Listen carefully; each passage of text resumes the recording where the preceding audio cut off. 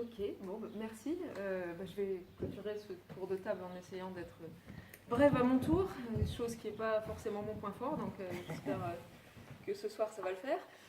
Déjà, je voulais remercier Alan et Clément d'être venus jusqu'à nous et leur dire que, contrairement à ce que tu as dit, Alan, tout à l'heure, je trouve que c'était au contraire extrêmement pertinent de venir parler de ruralité à Paris. C'est vrai.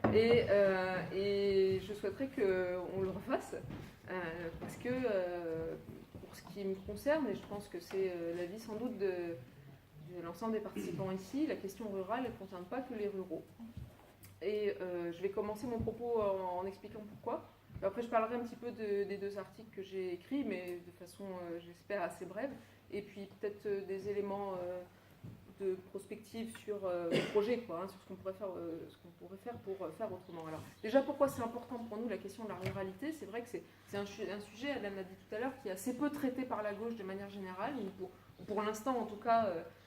C'est assez peu traité pour des raisons qui sont effectivement liées au prisme qui est celui de la gauche, qui était effectivement dans une logique progressiste de considérer que pour effectivement garantir le progrès humain, il fallait se détacher de ces humus particuliers en quelque sorte pour pouvoir aller vers le paradigme de la rationalité, et ce paradigme de la rationalité se trouvait où? Dans les villes, Donc effectivement, c'est vrai que cette question rurale a été mal traitée à cause de ça, et pourtant, il est vrai que dans les zones rurales, il y a toujours eu, Alan le disait, effectivement, c'est très, très vrai, il y a toujours eu un bouillonnement, y compris sur le plan des idées politiques, un bouillonnement progressiste, des mouvements sociaux, les Jacquerie, mais il y en a d'autres, des mouvements sociaux qui étaient déjà des terreaux et c'est le cas de le dire, des zones d'expérimentation démocratique. Donc cette histoire-là, elle est aussi à réinterpréter, à remettre au bout du jour. Voilà, premier point. Deuxième point, le constat qu'on peut faire, c'est qu'il y a de grandes disparités qui sont aussi des questions territoriales. Par exemple, sur les questions de pauvreté, Alan a cité tout à l'heure effectivement le fait qu'il y a 60% d'ouvriers et d'employés dans les zones rurales, mais c'est intéressant aussi de regarder d'autres paramètres. Donc par exemple la concentration des emplois. Depuis 2017, en 2017, on pouvait constater que 46% des emplois sont concentrés dans les zones métropolitaines. Voilà déjà. Et qu'en plus à cela s'ajoute une division spatiale du travail, parce que vous avez effectivement un phénomène de concentration des emplois de cadres et des fonctions, ce qu'ils appellent les fonctions de production abstraites, dans les métropoles.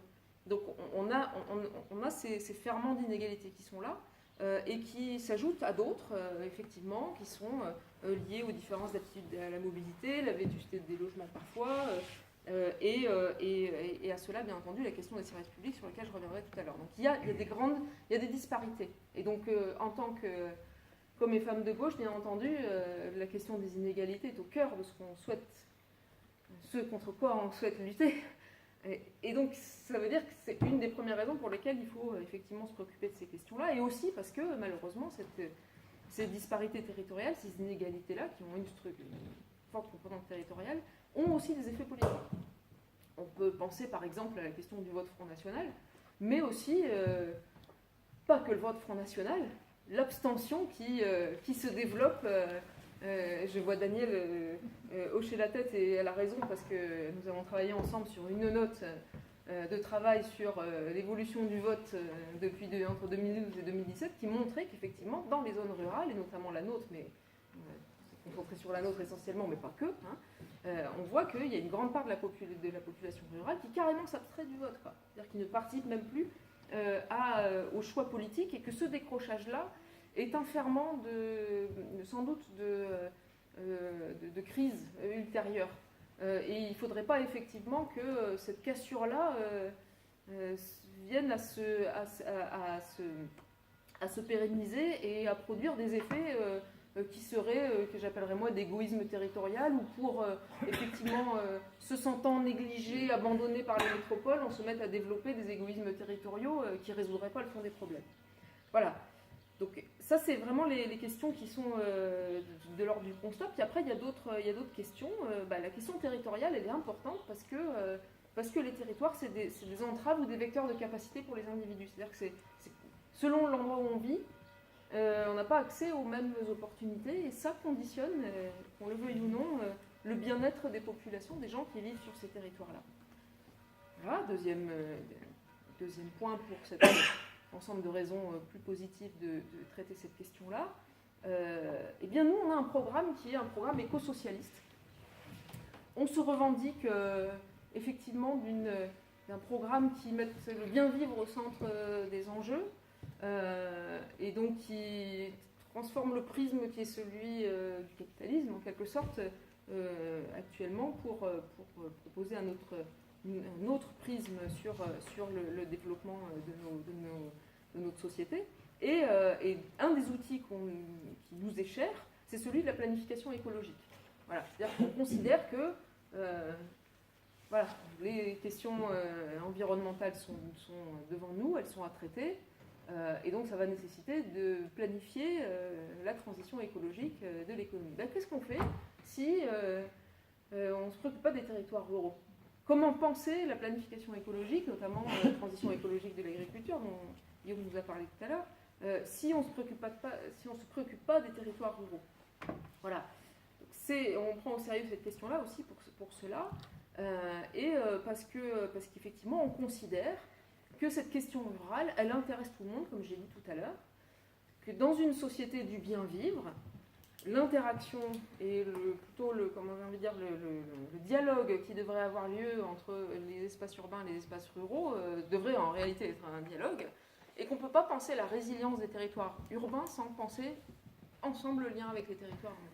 Donc voilà les raisons politiques fortes qu'on a, nous, de mettre ce sujet dans le débat public. Donc on va citer Alan tout à l'heure, le fait que nous, en tant que parti de gauche, on saisit cette question-là, mais ce travail-là a donné lieu aussi, dans le cadre de la campagne de la France Insoumise, à la rédaction de ce livret thématique du programme que je vous montre ici, que j'ai eu le plaisir de co-rédiger, et qui présente les propositions sur lesquelles on se positionne pour cette question-là.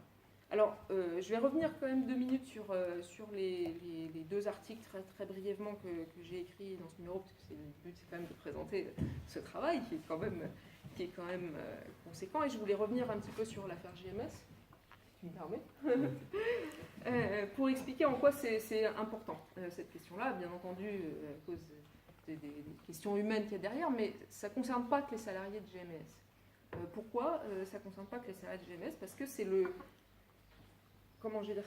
concentré chimiquement pur des logiques économiques qui sont à l'œuvre actuellement, qui, avec un combiné de libre-échange, de métropolisation des activités et d'abandon de l'État, conduit à ce qu'on dépouille d'un territoire des compétences et des savoir-faire. Parce que ce que tu as dit, mais brièvement tout à l'heure, et sur quoi je voulais insister, c'est que les usines de la souterraine, elle est intéressante parce qu'elle réunissait jusqu'à présent...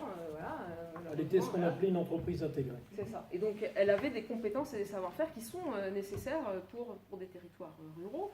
Et j'ai envie de dire, une des raisons pour lesquelles c'est un exemple assez important, assez paradigmatique pour moi de ce qui se passe actuellement, c'est que cet exemple-là prend son sens dans un contexte où, en réalité, les territoires ruraux vivent un choc de désindustrialisation qui est majeur, et où ce qui se passe à GMS s'est passé dans plein d'endroits, pas que dans la filière automobile, dans d'autres secteurs, et où petit à petit, ces capacités, qui sont des capacités humaines, de développer des savoir-faire, sont petit à petit supprimées tout simplement, et au profit d'une logique économique qui est celle de la spécialisation des territoires. Alors, vous avez dû voir dans le plan particulier, les 120 propositions pour le plan particulier de la Creuse. En fait, c'est assez intéressant ce qui se passe autour de ce plan de revitalisation, parce que, en réalité, le modèle qui est derrière tout ça, mais qui est également depuis longtemps derrière les schémas de planification des régions, notamment, voilà, c'est l'idée que dans les territoires, vous allez vous spécialiser sur ce que vous savez faire. Alors, un petit peu d'agriculture quand même, cher Guillaume, mais aussi nous, on va être super bons sur la silver economy. Je vous laisse goûter le nom. C'est-à-dire, vous avez des vieux, parfait, faites-en un ressort de la croissance. Super.